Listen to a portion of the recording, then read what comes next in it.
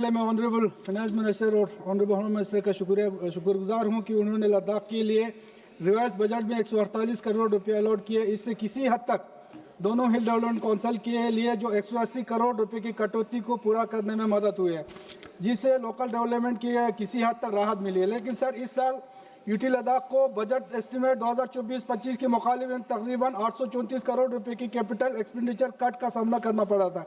लेकिन लद्दाख के overall budget में कोई काबिल कदर इजाफा नहीं हुआ। 834 करोड़ रुपया की बड़ी कटौती में से सिर्फ 168 करोड़ रुपया बहाल किए गए हैं। ये असली कंसर्न है। सर, आपके माध्यम से मैं एक बहुत ही अहम एक ऑनरेबल फाइनेंस मिनिस्टर और ऑनरेबल होम मिनिस्टर का ध्यान एक बेहद अहम एडमिनिस्ट्रेटिव इशू की तरफ दिलाना चाहता हूं, जो डायरेक्ट लद्दाख के एलोकेट किए गए फंड्स को खर्च करने की सालियात को मुतासर करते हैं। MHA वक्तन फ़वक्तन लद्दाख के हुकाम को प्रोजेक्ट और स्कीमों की स्कीम की मंजूरी और एडमिनिस्ट्रेटिव अप्रूवल के लिए फाइनेंशियल पावर डिलीगेट करती है। ये डिलीगेट पावर एक ज़रूरी थी और इन डिलीगेट पावर्स ने पूरे यूटी के डेवलपमेंट में अहम किरदार अदा किया है। खास तौर पर लद्दाख के टोपोग्राफिकल चैलेंज और डिफिकल्ट एक्सेसिबिलिटी में इस एम्पावर सिस्टम ने मुकाबी तौर पर फैसला करने और मजबूत बनाया और अवामी कामों में स्मूथ एग्जीक्यूशन को मुमकिन बनाया। हाल ही में MHA ने सर लद्दाख के लद्दाख यूटी एडमिनिस्ट्रेशन को दिए गए फाइनेंशियल पावर वापस ले लिए थे। बाद में मुख्तलिफ लोगों के कंसर्न के बाद इख्तियारात तो वापस दे दिए, मगर अनफॉर्चुनेट बात यह है कि छोटे से लेकर बड़े तक काम तक के प्रोजेक्ट के अप्रूवल और अप्रेजल की अहम पावर अब तक MHA के पास ही है। सर, मैं ये बात खास तौर पर कहना चाहता हूँ कि लद्दाख एडमिनिस्ट्रेटिव और जोग्राफिकल सेटअप दूसरे बगैर असेंबली वाले जो यूनियन टेरिटरीज है इससे बिल्कुल मुख्तलिफ है। सर, लद्दाख की जोग्राफी हकीकत को देख के सख्त सर्दियों की वजह से साल में 7-8 महीने काम करने का मौका मिलता है।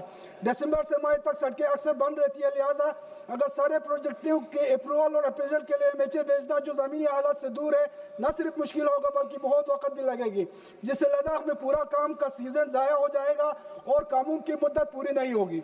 छोटे मगर अहम डेवलपमेंटल जो मुकामी लोगों की ज़रूरी है अब देरी का शिकार होंगे। इसलिए मैं आपके ज़रिए ऑनरेबल होम मिनिस्टर और फाइनेंस मिनिस्टर से गुजारिश करता हूं कि डेवलपमेंटल प्रोजेक्ट की बेहतर मजबूत मनसूबाबंदी और वक्त पर इम्प्लीमेंटेशन के लिए ज़रूरी है कि प्रोजेक्ट की अप्रूवल और अप्रेजल के अख्तियार जिस तरह पहले लेफ्टिनेंट गवर्नर, कमिश्नर और डिप्टी कमिश्नर के पास थे, इनको दोबारा बहाल किया जाए। सर, मैं आपके जरिए ऑनरेबल फाइनेंस मिनिस्टर की तवज्जो बजटरी फ्रेमवर्क से हटकर कुछ आम पेंडिंग लायबिलिटीज की तरफ करना चाहता हूं।